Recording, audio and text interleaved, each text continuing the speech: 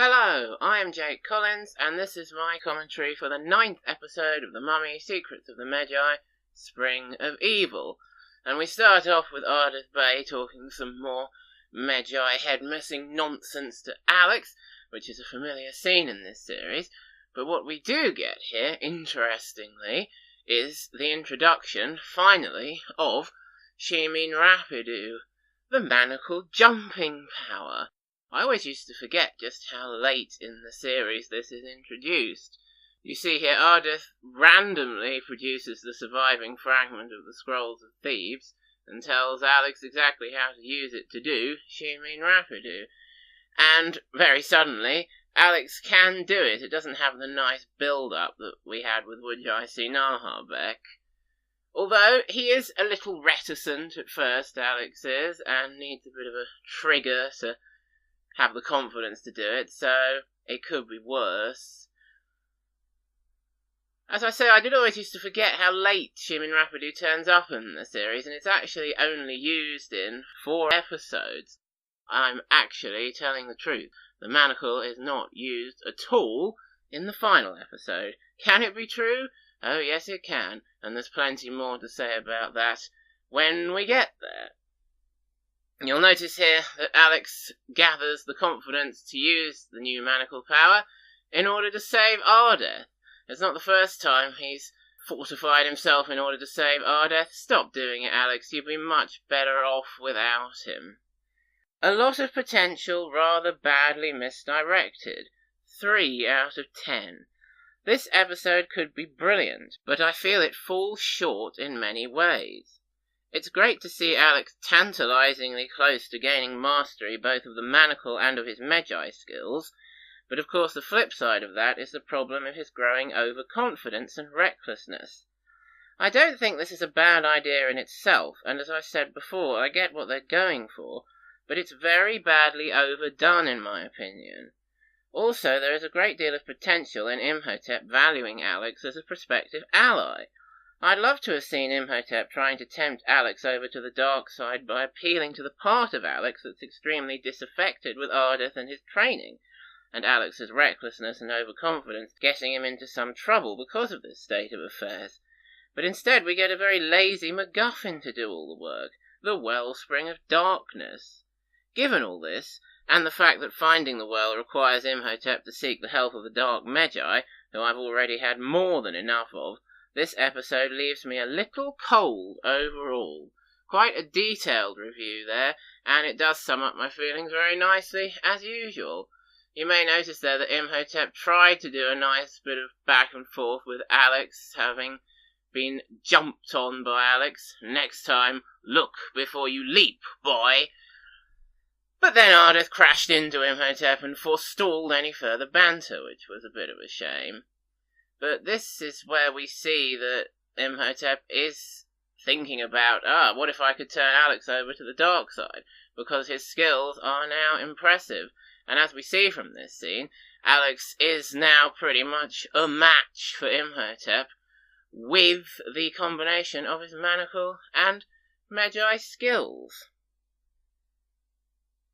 As I say in the review there, that's good, seeing Imhotep valuing Alex as a potential ally, but the way he goes about trying to get Alex as a potential ally here is extremely disappointing and lazy writing. Why on earth are there no grown-up Medjai in this series apart from Ardeth Bay? That's Rashid, a recruit, guarding the Dark Medjai here. I mean, that's far too much overburdening poor Rashid with responsibility. Yet still he manages to get away and raise the alarm. Good for Rashid. And as I said in a previous commentary, I thought the Dark Medjai was dead. He fell into the lava in the Dark Medjai episode. But no, here he is. He lives in the lava now. And Imhotep's come to pick him up in order to implement this plan about turning Alex evil. Oh dear, and of course the Dark Medjai's part is getting Ardeth Bay to do with as you please.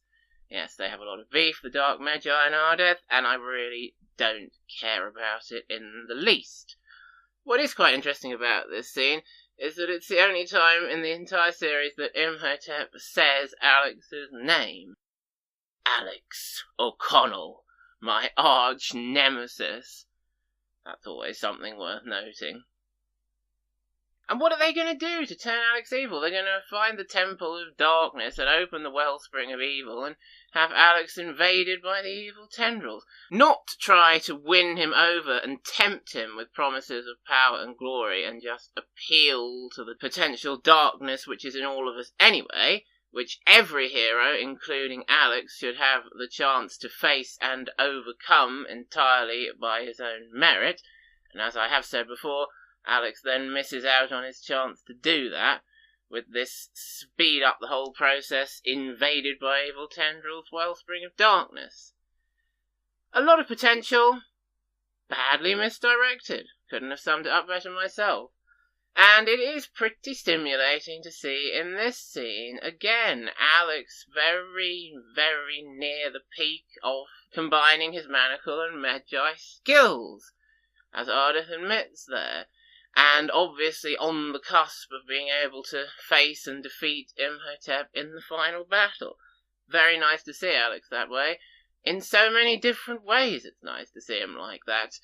And wouldn't it then be disappointing if, in the final battle, Ardeth turned around and said, well, let's not do that. You don't need your Manacle and Medjai skills in conjunction at all, actually.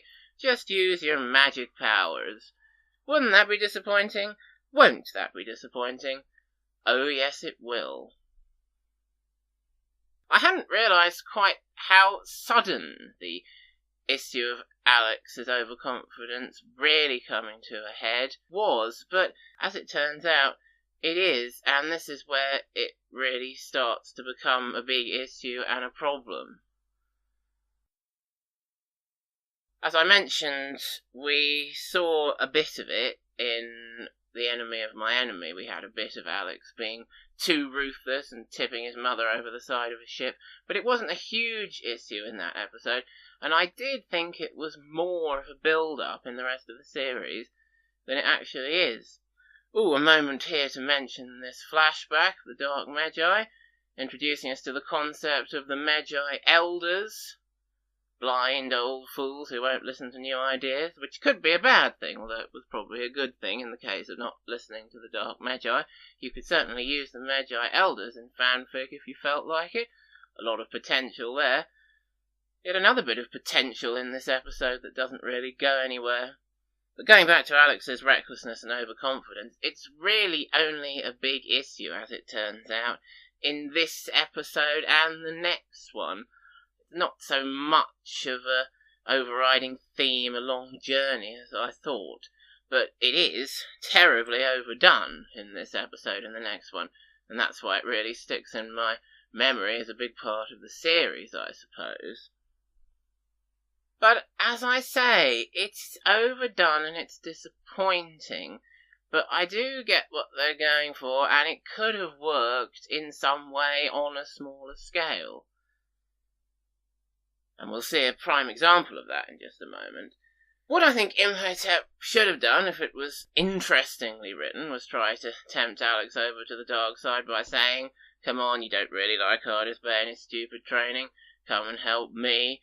And Alex wouldn't want to turn to evil, of course, but his recklessness and overconfidence might make him believe that he could pretend to join forces with Imhotep, trick Imhotep, get something out of it himself, and then betray Imhotep when the moment was right, and Imhotep could have foreseen this, and Alex wouldn't have thought that Imhotep would foresee this, and he could have got into a bit of trouble, Alex, in that way, with his overconfidence, trying to rebel in his own way, and trying to do the right thing in his own way, without getting corrupted by an evil MacGuffin for a bit of lazy writing, and without being too reckless and overconfident.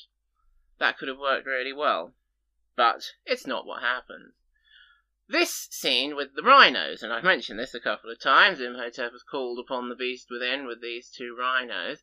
This could have worked pretty well, and this bit that's on screen right now could have played out exactly as it is playing out. Alex faces off against one of the rhinos, and his overconfidence makes him not realise there's another rhino behind him. Rick has to sacrifice the jeep in order to deal with the second rhino. And that was all the fault of Alex and his overconfidence. Now, that could have worked, as I say, but it's Alex's reaction to the whole sequence of events that I don't like. It's really rather out of character, I think. Obviously, yes, he's a teenager, he's growing, he's got lots of hormones, he's going to have mood problems at times, but I do think this is out of character. I knew that second rhino was there the whole time, I was just playing with them. I don't like that. As I say, it makes him come across as unpleasant, bratty, and not a good protagonist. What Alex should be saying there, and what his character so far dictates that he should be saying, was, wow, I made a big mistake there. Thanks for saving me, Dad. I've learned a valuable lesson. That would be Alex reacting to a bit of overconfidence that's completely understandable, and it would be a much better way to do the journey. And he could make other mistakes, overconfident mistakes, before he finally learns his lesson. But he should be accepting of the process of learning that lesson, rather than ignoring it cockily and going, oh, I can do whatever I want, nothing can touch me, and just coming across as nasty, unpleasant in that way. As I say, I do find that very disappointing. So I don't like to see Alex like that at all. I don't at all blame Chris for playing him like that. Chris always makes the most of what he's given and does a brilliant job with it and makes it sound really good. But what they've actually given him to say, I think, is the problem. Every team needs a leader, sounds like you're all a bunch of cowards, that sort of thing. You can't say those lines in a way that don't make Alex sound like a complete douche at this point. And I admire Chris, as usual, for grasping what he's given and making the absolute most of it. I mean, if you thought this was a good aspect of Alex, you'd say, yeah, Chris is playing that really well and it comes across great. But what I say is Chris is playing that really well and it comes across really disappointing. And look at this, Imhotep has called upon the beast within once again with these two lions. He's really keen on it today. As I said before, the issue of Alex's overconfidence does continue into the next episode, and I suppose it really reaches a head there, and that's really when he's at his worst, being horrible to his whole family, out of battle situations. That's the one where it's really overdone. Although the episode overall is going to get one more point from me than this episode. I guess we'll explore the reasons why that is on the next commentary. But, yeah, it really only is those two episodes, so it's a bit sudden and random, actually, Alex's overconfidence, recklessness, causing big problems. And if it weren't for that little teaser of it on The Enemy of My Enemy, perhaps I wouldn't think it was such a big, overriding thing in the series, and it wouldn't be so memorable for me, although I would remember that it's a bad thing. So there we go, I've had a couple of revelations doing these commentaries. The quest for the Scrolls of Thebes was rather a wild goose chase and broken up and not linear at all. And Alex's overconfidence, like Shimin Rapidu, is introduced very quickly, comes to a head very quickly, and then disappears from the series not long after that. Strange. You notice there, Toth, the Dark Medjai, saying to Alex, you're good, but not good enough. Well, he was good enough to absolutely kick your butt the last time he fought you, Toth. But I suppose then the crucial difference was he had Yannet to back him up. And that does make a crucial difference with Alex, as I have said and explored at great length. But of course, it was all a trick to get Alex to stand in front of the wellspring of darkness. And here is Dark Alex, and I'm going to praise Chris once again. He does an absolutely wonderful performance as Dark Alex. He still sounds like Alex and talks like Alex would talk, but he also sounds really, really sinister. And I suppose it's an extension of his brashness and overconfidence and brattiness that's been coming through that leads on to this kind of evil Alex voice. But I do think it's very impressive the way he still delivers lines like Alex would deliver them, and yet they sound really, really sinister, and you can really tell that Alex is not quite himself while saying them. Absolutely brilliant. As I say, Chris always embraces, turns his hand to whatever voice work he's required to do, and does an absolutely brilliant job.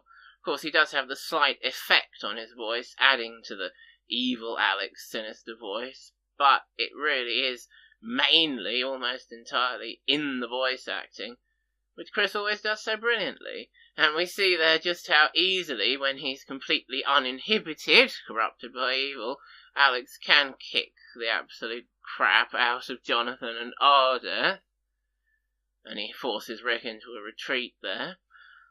And here's Ardeth and the Dark Medjai having more of their fight. I really don't care about their beef. It's completely uninteresting. And Toth is going on again about the medallion of the Medjai. Oh, we'll see it soon enough. Don't you worry about that. But we won't enjoy it, or at least I won't. And here, coming up, is a bit that is potentially interesting and is very nearly actually interesting. Rick is pretty confident here that he's going to be able to get through to Alex and help Alex to fight back against the evil energy. And who can blame Rick for that? A lot of points in the series, Alex has come through and done great things and pulled himself together because of his love for Rick. And Rick obviously has a lot of confidence that it can happen now. And he's really staking a heck of a lot on the fact that it is going to happen now. But it does happen now. Alex can't bring himself to shove Rick into the wellspring of darkness. And look at Rick's face there, all upset and almost crying. No wonder Alex snaps out of it and comes back to normal. So yeah, that should be really interesting. Alex has overcome the dark energy. No one has ever done that before, as Toth says. No one can overcome the dark energy. Not even a Medjai. And Rick says about Alex, this Medjai is different. And that is quite stimulating and full of potential, and in a different scene, a different situation, could have been a really good exchange, and really good for bolstering Alex as a character. But here, it's following a lazy MacGuffin scene, and it's just potential, not well realised, in my opinion. But I was pleased there. Jonathan has one of his moments. He kicks Imhotep over. Well done, Jonathan. Yeah, if this had been a scene where Alex had rebelled against evil just of his own volition, and there was no stupid tendril-filled, corrupting spring of darkness there, all that exchange with his love for Rick snapping him out of it, and this Medjai's different, could have been really good. So yeah, potential, badly misdirected. I described the Lake of Eternity earlier in this series as a MacGuffin place rather than a MacGuffin object, and I suppose this Temple of Evil is a MacGuffin place like that, and the Wellspring of Darkness inside is a MacGuffin thing. Well, it's kind of a MacGuffin place as well. And look at that, Toth got sucked into the Wellspring of Darkness. Surely to God he's dead now, and we won't have to see him again. Oh, or perhaps we will one more time. Won't that be fun? They've snuck in here another end-of-season vision for Alex, and the temple very obligingly stops falling apart while Alex has the vision and then resumes afterwards. It's a vision of the Djinn, which we'll see in the final episode. Keeping track of those visions? We haven't had any for a couple of episodes. Well, they're certainly coming together now. And here at the end of the episode, has Alex quite learned his lesson, stopped being brash and overconfident? Well, not quite. My battle with the mummy isn't over yet. And again, Chris says this stuff really, really well, really, really heroically, yet rather overconfidently. And they're able to match up his face work, as usual, very well. Oh, Alex was much too short in that scene. Barely even comes up to Jonathan's shoulder. They really should have been more consistent with his height. Look at that look on his face. Determined, but a bit too brash and overconfident. And as I say, we'll continue with that issue in the next episode, for better or worse. They forgot to credit Tom Kenny at the end of this episode. That's an absolute disgrace. They've credited all the other guys. There are no women at all in this episode. And it was written by Stephen Melching, who's normally so reliable. And I do think that's why he's been able to show the potential of the episode shining through. But the actual content of it is so badly done and so misdirected that he couldn't really get the best out of it, despite the fact that he is normally so good and so reliable. But you showed me the potential, Steve, and made me wish it was a better episode, and I think that's the best anyone could have done with it. Hopefully you'll join me next time for another episode, which I find rather poor, and I'm going to say a lot of bad things about, including about Alex's overconfidence. But it's 1 point up on this episode, so I guess it won't be as moany as this episode commentary. And the episode is called Old Friends.